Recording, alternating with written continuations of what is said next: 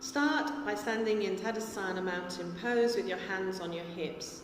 Exhale to hinge from your hips and bend forwards. Think about creating as much length as possible from your hips to your head. Lift up out of your waist before hinging forwards and release your fingertips towards the ground or your blocks by the sides of your feet. Root down into the four corners of your feet. Release the back of your head and neck.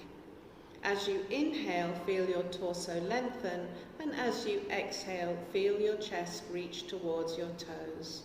You can stay in this pose for up to a minute.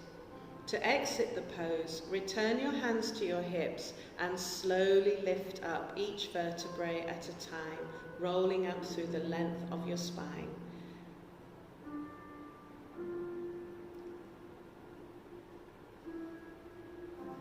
And release.